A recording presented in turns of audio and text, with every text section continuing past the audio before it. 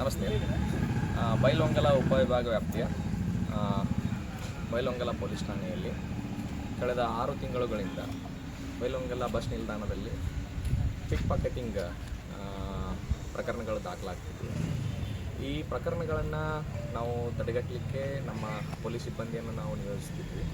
ಆದಾಗ್ಯೂ ಕೂಡ ಈ ಗದ್ದಲ ಇರೋದರಿಂದ ಬಸ್ ಹತ್ತುವಾಗ ಈ ಕಳ್ಳರು ನಮ್ಮ ಕೈಚಳಕವನ್ನು ತೋರಿಸಿ ಪಿಕ್ ಪಾಕೆಟಿಂಗ್ ಮಾಡಿ ಕಳ್ಳತನ ಮಾಡ್ಕೊಂಡು ಹೋಗ್ತಾಯಿದ್ರು.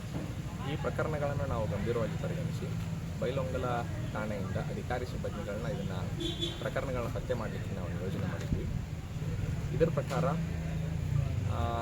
ನಮಗೆ ಕಳ್ಳತನದ ಆರೋಪಿಯಾದಂಥ ಅನಿತಾ ಚೋಗ್ಲಾ ಅಂತನ್ನೋರು ಪ್ರಸ್ತುತ ಅವರು ಬೆಳಗಾವಿಯಲ್ಲಿ ಇರ್ತಾರೆ.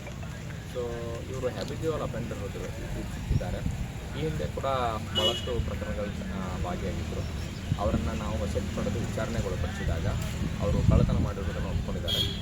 ಸೊ ಈ ಪ್ರಕಾರ ನಾವು ಬೈಲಹೊಂಗಲ ಪೊಲೀಸ್ ಠಾಣೆಯಲ್ಲಿ 3 ಪ್ರಕರಣಗಳನ್ನು ನಾವು ಪತ್ತೆ ಮಾಡಿ ಈ ಆರೋಪಿಯಿಂದ ಖಂಡಿತ ಆರೋಪಿಯಿಂದ ಸುಮಾರು 90 ಗ್ರಾಮ್ ಬಂಗಾರದ ಒಡವೆ ಆಭರಣಗಳನ್ನು ನಾವು ವಶಕ್ಕೆ ಪಡೆದಿದ್ವಿ. ವಶಕ್ಕೆ ಪಡೆದು ಮಾನ್ಯ ನ್ಯಾಯಾಲಯಕ್ಕೆ ಸಲ್ಲಿಸಿದ್ದೀವಿ. ಮುಂದೆ ಈ ಒಡವೆಗಳನ್ನ ಕಳೆದುಕೊಂಡಂಥ ಯಾರು ವಾರಸ್ದಾರಿದ್ದಾರೆ ಅವರಿಗೆ ನಾವು ಈ ಆಭರಣಗಳನ್ನು ನಾವು ಹಸ್ತಾಂತರ ಮಾಡ್ತೇವೆ. ಈ ಕಾರ್ಯಾಚರಣೆಯಲ್ಲಿ ಬೈಲಹೊಂಗಲ ಪೊಲೀಸ್ ಠಾಣೆಯ ಪ್ರಭಾರ ಅಧಿಕಾರಿಯಾದಂಥ ಡಾಕ್ಟರ್ ಭಾನುಪ್ರಕಾಶ್ ಸರ್, ಇವರು ಪ್ರೊಬೇಷನರಿ IPS ಅಧಿಕಾರಿ ಇದ್ದಾರೆ. ಇವರ ನೇತೃತ್ವದಲ್ಲಿ ಬೈಲಹೊಂಗಲ ಪೊಲೀಸ್ ಠಾಣೆಯ ASI ಶ್ರೀಯುತ ಮುಂಡ್ಲಿ ಹಾಗೂ ಕ್ರೈಮ್ ಸಿಬ್ಬಂದಿಗಳು ಶ್ರೀ ಚೇತನ್, ಮಂಜುನಾಥ್ ದೇಶ್ನೂರು, ಒಕ್ಕುಂದ, ಮಲ್ಲಪ್ಪ ಈ ಥರ ಸಿಬ್ಬಂದಿಗಳು ಒಳ್ಳೆಯ ಅತ್ಯುತ್ತಮ ಕೆಲಸ ಮಾಡಿದ್ದಾರೆ. ಈ ಡಿಟೆಕ್ಷನ್ ಮಾಡಲಿಕ್ಕೆ ನಮಗೆ CCTV ಭಾಳಷ್ಟು ಉಪಯೋಗವಾಗಿದೆ. ಆದ್ದರಿಂದ ಜನರಲ್ಲಿ ನಾವು CCTV ಹಾಕಿಸಲಿಕ್ಕೆ ನಾವು ಭಾಳಷ್ಟು ಕೊಡ್ಕೋತೀವಿ. ಇದ್ರ ಜೊತೆಗೆ ಯಾರು ಜನರು ಏನಿದ್ದಾರೆ ತಾವು ಬೇರೆ ಊರಿಗೆ ಹೋಗಬೇಕಾದ್ರೆ ದಯವಿಟ್ಟು ತಮ್ಮ ಬಂಗಾರದ ಆಭರಣಗಳನ್ನ ದಯವಿಟ್ಟು ತೆಗೆದುಕೊಂಡು ಹೋಗಬೇಡಿ. ಅಕಸ್ಮಾತ್ ತೆಗೆದುಕೊಂಡು ಹೋಗಬೇಕಾದ್ರೂ ಕೂಡ ನಿಮ್ಮ ಬಂಗಾರದ ಆಭರಣಗಳಿಗೆ ನೀವು ಸರಿಯಾಗಿ ಜವಾಬ್ದಾರಿ ಇರಿ. ಮತ್ತು ಬಸ್ ಹತ್ತುವಾಗ ಏನು ರಶ್ ಇರುತ್ತೆ ಅಂಥ ಸಂದರ್ಭದಲ್ಲಿ ಭಾಳಷ್ಟು ಜಾಗರೂಕತೆಯಿಂದ ಇರಬೇಕು. ನೀವು ಈ ರಶ್ಶನ್ನು ದುರುಪಯೋಗಪಡಿಸಿಕೊಂಡು ಭಾಳಷ್ಟು ಜನ ಕಳ್ಳತನ ಮಾಡತಕ್ಕಂಥವರು ಪಿಕ್ ಪಾಕೆಟಿಂಗ್ ಮಾಡ್ತಾರೆ. ಹೀಗಾಗಿ ಇದು ನಿಮಗೆ ಅನಾನುಕೂಲ ಆಗ್ತದೆ, ತೊಂದರೆ ಆಗ್ತದೆ.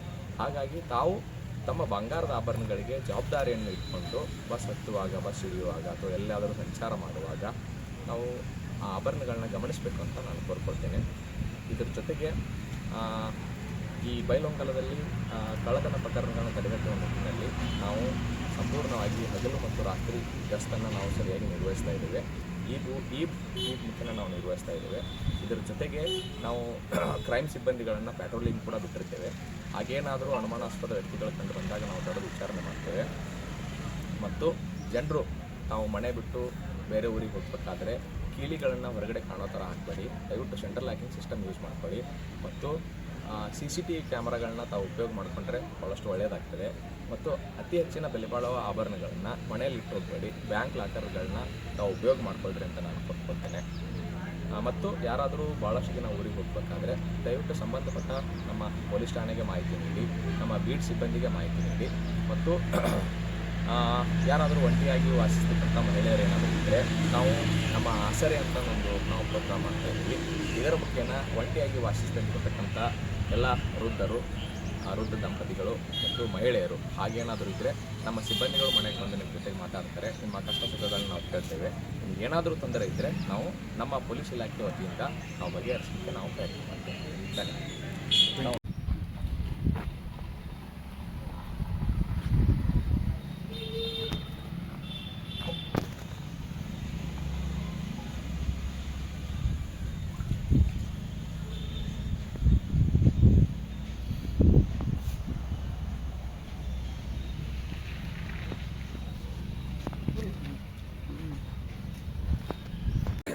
ನಿಮ್ಮ CBIಗೆ ಹೇಳಿ ಇರಲಿ, ನಾಳೆ ಪ್ರೀಸ್ ಮೀಟಿಂಗ್ ಮಾಡೋಣ. ಬರ್ತೀವಿ ಸಾಯಂಕಾಲ. ಒಂದು 4 ಗಂಟೆ 5 ಗಂಟೆ ಹೇಳ್ತೀನಿ. 5 ಗಂಟೆಗೆ ಹೇಳ್ತೀನಿ.